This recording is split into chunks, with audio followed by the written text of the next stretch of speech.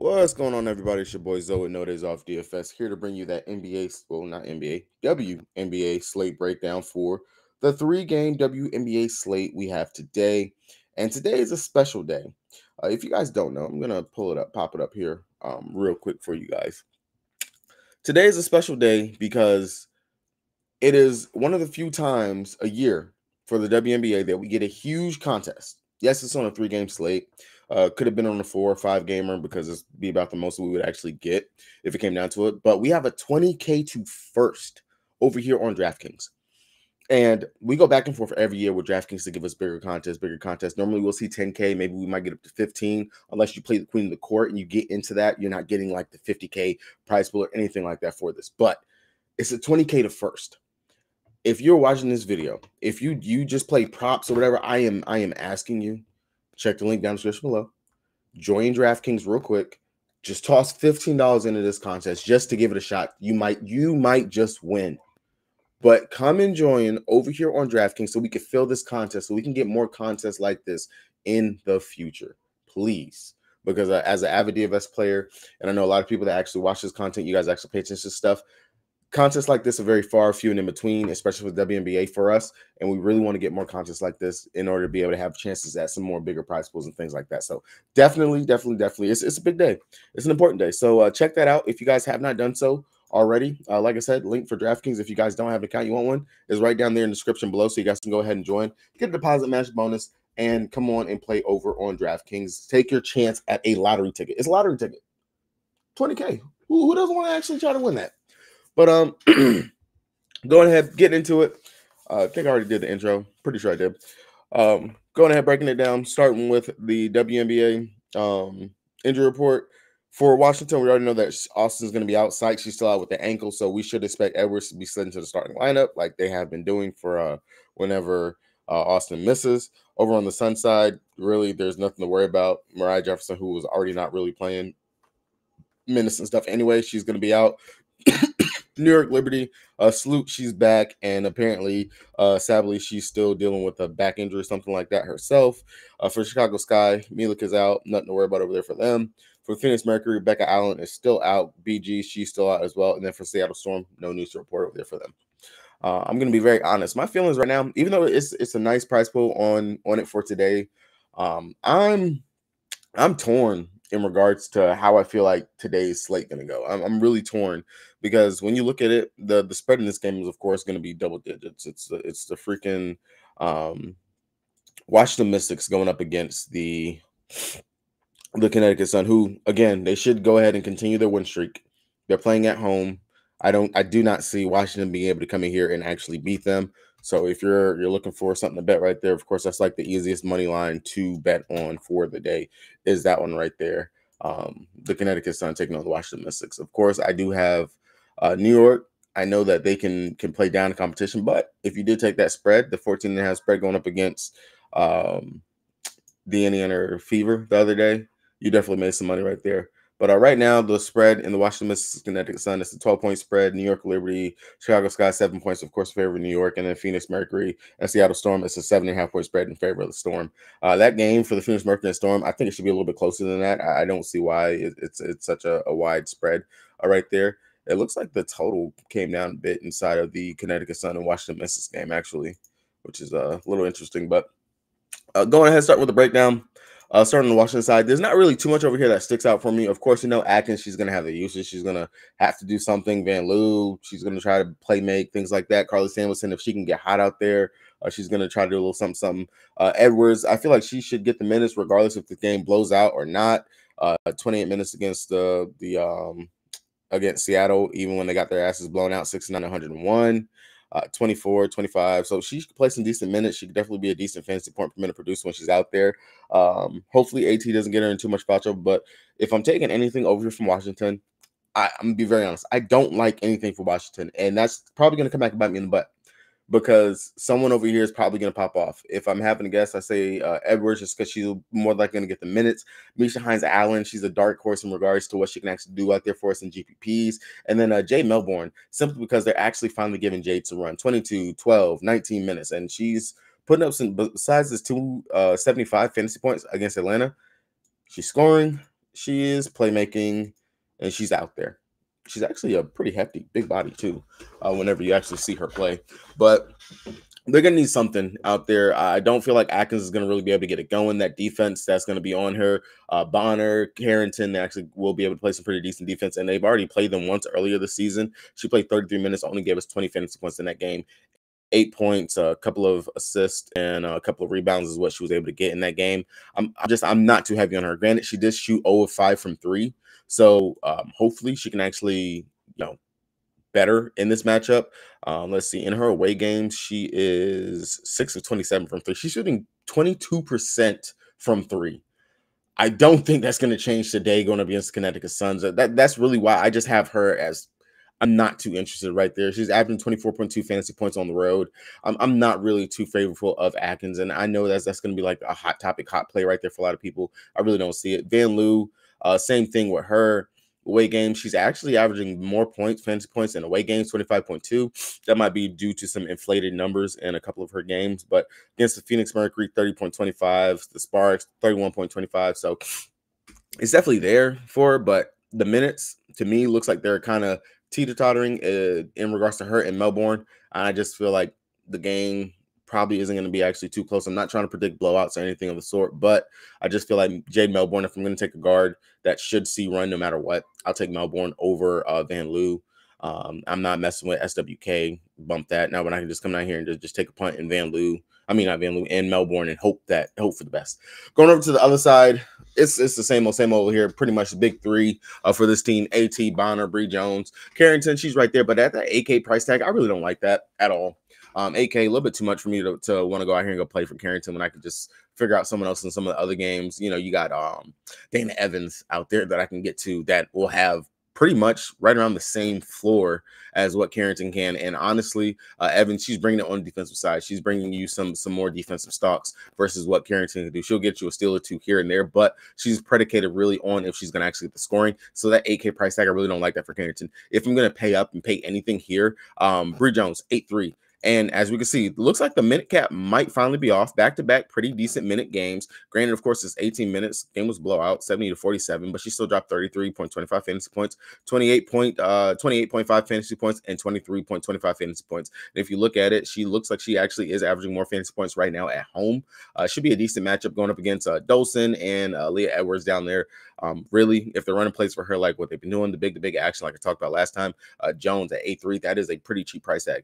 And of course, this comes down to the same thing like what we always have in regards to like how I talk about Jonquel and Stewie. It's the same thing for AT and Bree Jones when the price is so huge and you're getting both the bigs. Granted, AT has the higher ceiling because she has triple-double upside. She's scoring, she's rebounding, and she's pretty much the playmaker, everything for this team. Yes, love it, cool, awesome, it's great. But when I can just flip over to the other side, maybe AT's goes out here and just gets me another 40 fantasy point game at 11-7. But you're going to tell me that I can get Bree Jones at 8,300, which is what, almost not even almost 2,000 something, 2,000 and some change less. And she can give me at least about 30 to 35 fantasy points. I'll take that all day, every day. So, just depending on where you want to go right there. I'm not going to say AT actually is a really good play. I don't mind her here at 11-7. She's going to be doing everything. She's going to be out there in the court. As long as the game stays close enough, she will play and she's going to produce. Dewana Bonner, I actually like her here in the spot as well. As long as the shots fall in, we know that's pretty much the big thing. And she's their main offensive weapon in regards to scoring out there. As long as Bonner is out here averaging her double-digit scoring and whatnot, she's a play. If you can find Bonner on any of the books for like 15 points, I take that. Like that's an easy no-brainer right there. If you can actually get something like that, that's something I would take. AT today, I like AT's rebounds for a prop play. If you can get her around like that 10, yeah, that's where I would take her at. In the first game going up against Washington, she had 11 rebounds in that game, 6 assists, 13 points. One of the things that I like to run over on the books is I will run AT for 8 rebounds, I run AT for 6 assists, and I run AT for 10 points. That is normally what I run. But today, another play that you can actually take for AT, take AT's double-double and the Connecticut Sun to win. I know that was over on FanDuel. Already got on that last night, so definitely check that out if you guys haven't already. But Connecticut, this is an easy game for them right here. But main plays, if I'm going to actually be taking anything, Jones, Bonner, AT, of course, Carrington. I'm not even going to touch that. I will rather come down here and pay the 6-6 for Ty Harris, who's sitting right here. pretty productive in her last couple games. At home right now, she's averaging 16.5 fantasy points, and on the road, she's only averaging 24.3, which is really kind of strange, but that is inflated to a couple of good games that she actually has had on the road, which actually she is averaging more fantasy on the road. But if I'm going to mess with a guard over Connecticut, I'll come down to Ty Harris, who's just right there. Ban him, not really gonna mess too much. Granted, of course, with Jefferson being out, not like she was getting crazy minutes, but ban him, she will get some minutes right there. And then T Mitch, 3,800. We already know that they've been giving her minutes. She's been getting double-digit minutes, and if we can actually hope that maybe this game does get out of hand, she can get a little bit extra run. She only played 3 minutes in that first game going up against them, but definitely something to pay attention to. At home, she's averaging more fantasy points than she is on the road at 9.5. So that is a deep punt play if you want to get crazy right there for the 20K to first. Going over to New York, taking on Chicago. This game right here, I know she burned everybody who played her. And I talked about it. I highlighted it. If you're not going to play Breanna Stewart, go to Jonquel Jones. She's right there. Matchup just as good, so on and so forth. And it's crazy. Stewie went out there. She flopped going up against Indy. She legit just flopped. She didn't have to do anything. Me and BK were talking about it last night. It's like she's playing slow. Like she's I don't know what it is, but she's not as aggressive as what I've seen Stewie be in the past. She looks like she's just going through the motions right now. And I'm hoping this is some hopium for me right now, that she's averaging more fantasy points right now in her away games. I'm hoping that today this will be a bounce back, a pop-off spot. Maybe we can get a 40 plus fantasy point game from her, because I like to go back to players whenever they actually just dud, pretty much. And that's what she did. 28.5 points. She dudded right there. I'm expecting hopefully a 20-point performance from her right here, going up against the Sky earlier this season. She dropped 49 fantasy points, 18 points, 10 rebounds, another double-double. I'm going right back to the well. 11-4. This right here to me is going to be a play. When I look at it, I don't mind coming out here to Jonquel Jones. I get it. That first matchup going up against the Sky, 21 minutes, 14 fantasy points. Okay. Ooh. She was in, I'm pretty sure it was foul trouble that she had. Yeah. She picked up a lot of ticky-tacky fouls in that game. You can definitely go to Jonquel Jones if you want to. And of course, it's the double lineup thing that I always talk about. If I'm running 2 lines at least, and I have Stewie in one, my second line, I need to find a way to just get Jonquel Jones just so I'm not too heavy on Stewie. But I feel very strongly on Stewie today that I'm really looking towards taking Breanna Stewart over Jonquel Jones. Let the masses flock to Jonquel Jones, and hopefully I can get Stewie at low ownership is what I'm looking at for today. Sabrina Ionescu, don't mind her here at the 10K price tag. That lets you get different from getting like a Jewel Lord or anything like that. She dropped 39 fantasy points in this game going up against them. Popped off from 3, 19.6 assists, 4 rebounds. Don't mind or hate her at all as a play. Definitely think you can get contrarian and get different. So if I'm not going to play either one of the bigs, then I can definitely see myself going to a Sabrina Ionescu or a Courtney Vandersloot, who is playing against a former team. 26.5 fantasy points in this game going up against him in 29 minutes. Came back to play 23 minutes after having the back issues, and pretty much put up a fantasy point per minute. At the A1 price tag, definitely something that I'm really interested in. Not a bad price at all. Definitely feel like she will be the mid-tier option guard today that will be lower owned, that no one's going to want to go to right there, especially when I can just come down, give me a good 600 difference, and just play Benijah Laney, who, as she popped last game, 33.5 fantasy points, dropped 20 points, looked really good out there. That crazy broken behind shot that she has, it was good. It was really good. But again, that was going up against the Indiana Fever. So first game going up against them, she played 33 minutes, only gave us 14.25 fantasy points. Definitely think that her defense is going to be needed on Marina Marbury. That's where she should be out there, Marina, or if they actually play Diamond Shields, her defense is going to actually be needed more in this game, and I don't think she's going to be able to pop too heavy on the offensive side. And then when I look at it, looking at her splits, she's averaging more fantasy points in her home games than she is in the away, if you guys take that into consideration. But definitely deep GPP option for me. I'd rather go ahead and play Sloot over Laney if I'm going to mess with that right there anyway. Outside of that, Kayla Thornton, she should still see minutes. Yes, the price tag is up. I'm not going to play that. She is way too expensive, but she will still see minutes, not in event of a blowout or anything like that. But because without Baby Sably being out there, Kayla Thornton, she is going to come in. She is another big body that will be able to get some burn and run, and they will actually run her out there. Now, I understand that Kennedy Burke, she popped last game. Granted, that was against a former team. It was a blowout. They blew them out by what? 30-something, 40, almost 40, but they blew them out. They blew them out of the water. That is why Kennedy Burks got those minutes. Now, if they saw something that they like, maybe they will give Burks a little bit more run, but she got 6 stocks in this game, 10 points, 6 stocks, 2 rebounds, 1 assist. I'm not going to really expect that crazy of a production from her again. especially just seeing what I've seen so far. And I actually do expect the Sky to be able to keep this close on their home court, especially with the addition of Cardosa being back for them as well. So I'm not going to mess too heavy with any of these value plays down here. And then Thornton, she's way too expensive. And we're going to be primarily focused on the starters here in this game. It's going to be the Sloot. It's going to be the Stewie. It's going to be Jonquil Jones. And Sabrina, that's going to be the main ones that I would say. And if I have to rank them, for me, it will be Stewie. It'll be Sloot, Sabrina, Jonquil Jones. That's my ranking in regards to them over there. Going over to the Chicago Sky on their side, Marbury, you already know what you get with Marbury. Opposing guards, we attack New York with the opposing guards. I'm not too scared of Sabrina's defense. I'm not too scared of Sloot's defense. Yes, I do imagine and I do believe that she will be dealing with Laney defense being on her, but she still was able to drop 39 fantasy points in 36 minutes going up against them earlier this season. Another prop play that you could definitely take for MM would definitely be taking her threes. I normally take her at 2. They'll eventually add it up onto some of the books, but 2 threes at home, she's 50% from 3 at home. So that should give you a indication of why. Of course, it'd be a main play that I actually really do like to go to for Myrna Marbury. Outside of that, Angel Reese at 9-2. I know that she's the cover pitcher, but I didn't want to go with the typical like the Seattle or anyone from Phoenix. She is the cover pitcher, but I'm not too crazy on her today. I just picked it. It was a pretty good picture to actually use for my cover photo for today's video. But she is playing at least 30 minutes. She's keeping herself out of foul trouble. She's playing very well, crashing the offensive glass. Another play that I normally like to take for Angel Reese whenever she is on the slate, I'll take her for 10 points and 6 rebounds. She's been very consistent in regards to getting that for me, and I've cashed more times than not whenever I do take that.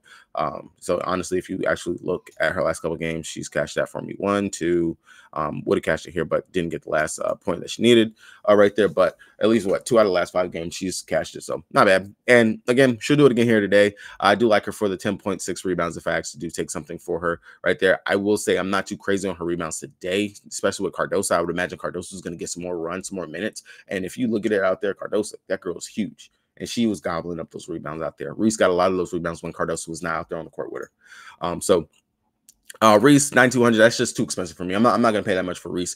Definitely a great GPP option. If I do play a big, I'm not going to mess with Elizabeth Williams. She's 8-8, and she's going to be splitting that time with Cardosa. And you know they want to get Cardosa more minutes. They want to get her more run. Liz is there just to be there. Granted, I'm not sure how long she's going to start.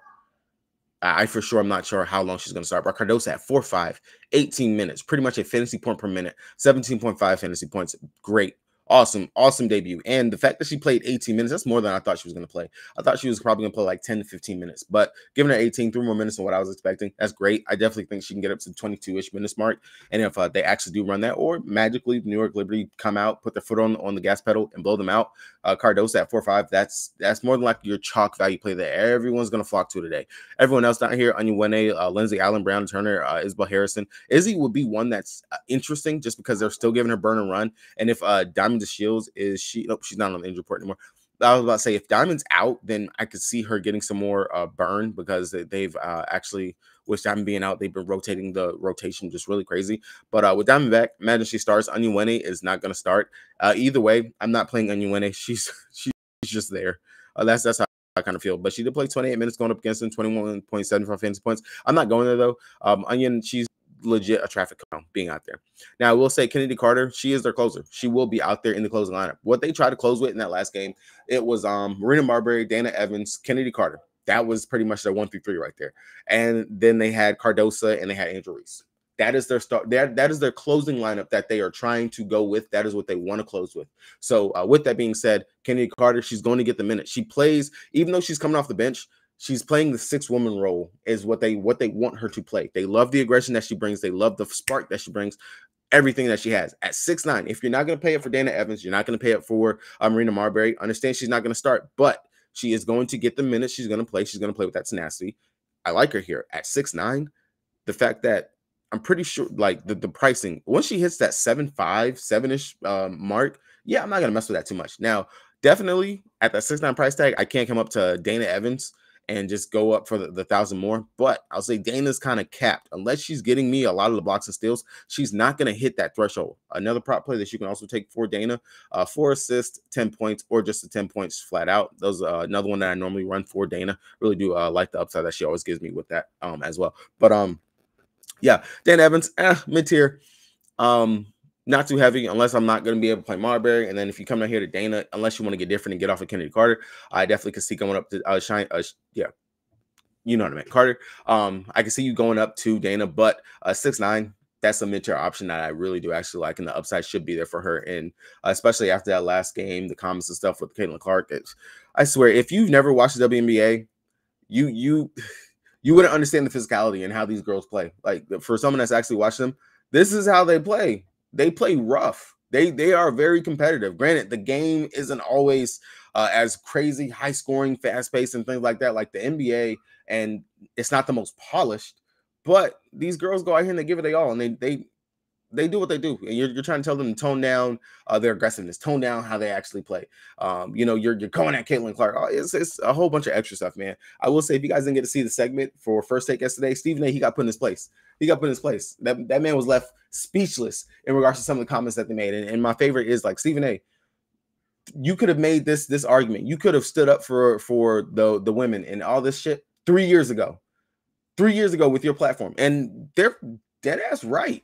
He could have, but he's never piped him up. He's never talked about him. No one's done that until Caitlin Clark's been out there. That's the only reason why WM is getting so much press. And to think that these women are hating and mad in regards to, oh, all this press has come from Caitlin, that's not the case, man. They're going out there, they're playing their game. But it shouldn't take Caitlin coming into the league to give this much press to the amazing talent that these women have and what they've been doing already.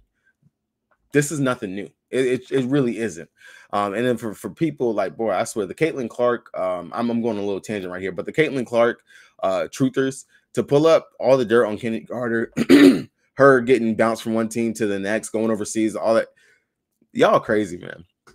Y'all are crazy, bro. Y'all are crazy. All right, Phoenix Mercury taking on Seattle Storm.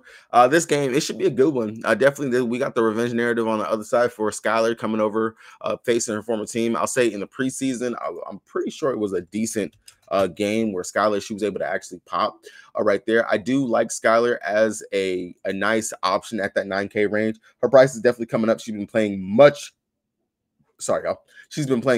better over her last several games, dishing the ball very well, actually finding her scoring and things like that. In the preseason, when they did play the Storm, they did blow them out 85-59. It was Skylar, she played about 20 minutes. She dropped 9 points, 5 assists, 3 rebounds. So it was okay. Jewel Lloyd, 18 points, 5 rebounds, 1 assist, 1 steal. So depending on picking your poison in here, I'm gonna say Skylar, she's 9K. I feel like a lot of people are gonna gravitate towards that.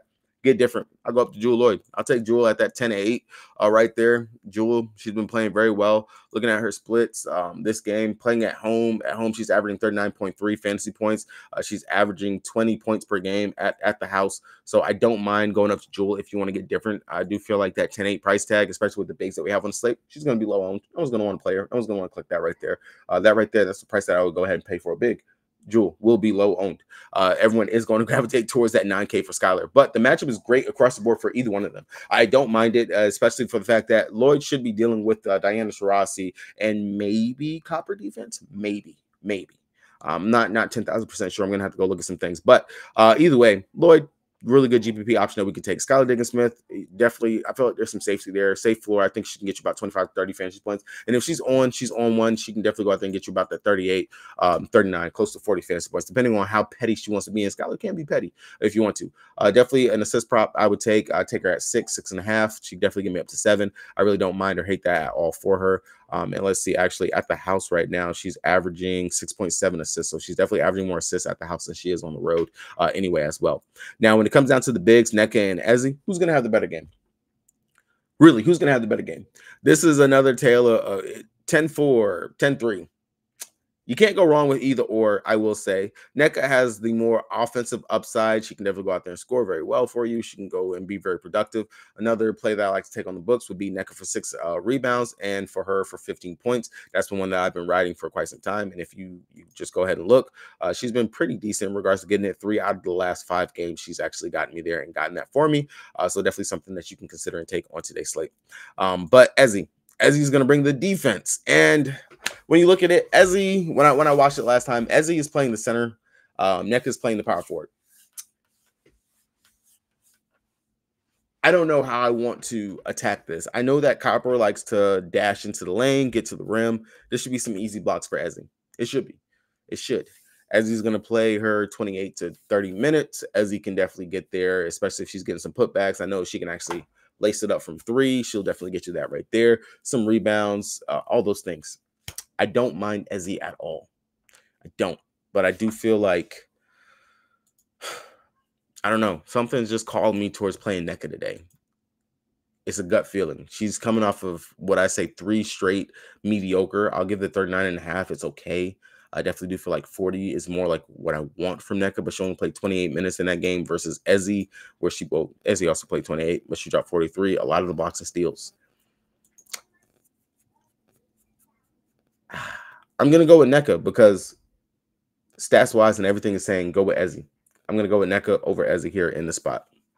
That's it. Outside of that, everyone else on this team, straight trash, except for Horston. Horston off the bench. She's going to get her burn. She's going to get her run. She's going to play. As long as she's being productive when she's out there on the court, she's going to be able to go out there and put up some decent numbers and stuff for us here in this spot. So Horston, don't mind her. And then, of course, at home, she is averaging 21.6 fantasy points at home.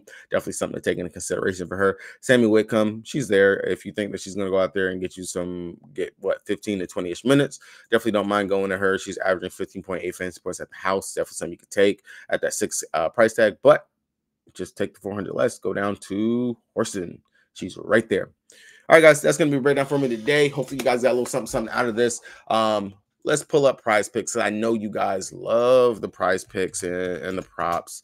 I would be remiss if I didn't go over the prize pick board because I know how much you guys love talking props, talking shop on the props. All right. So looking over at prize picks, they do actually have a pretty decent board up. Of course, the popular tab. If you guys don't got a prize pick account, you want one, check the link down in the description below so you guys can get that deposit match bonus. Looking at it straight up off the rip, I really don't like messing with the popular tab because everybody's on the popular tab. All right, going over here to points, I'll take Brown and Jones, 15 points. I actually do like that. That is pretty decent for her over here on the slate. Stewie, was already on Breanna Stewart. I hate that she's popular, but I would take that 20 points. I just feel like this is definitely a bounce back spot for her here. And just the points that she actually averages on the road versus at home, that's actually pretty decent right there for Breanna Stewart. Let's see, what else do we actually have up here?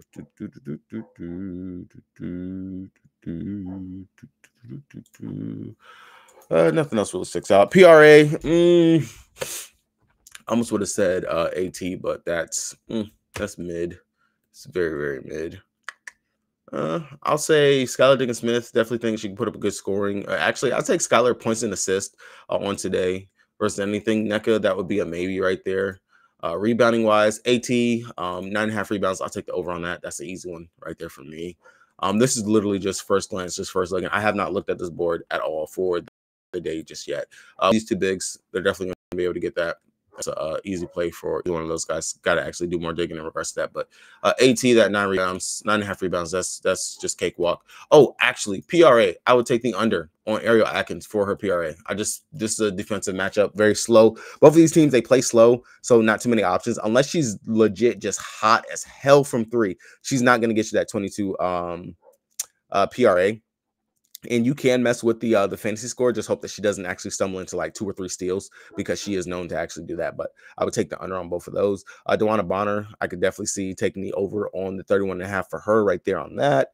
Dana Evans, I wish she was sitting at more like 24, 23, like what she has in the past. I would actually take that.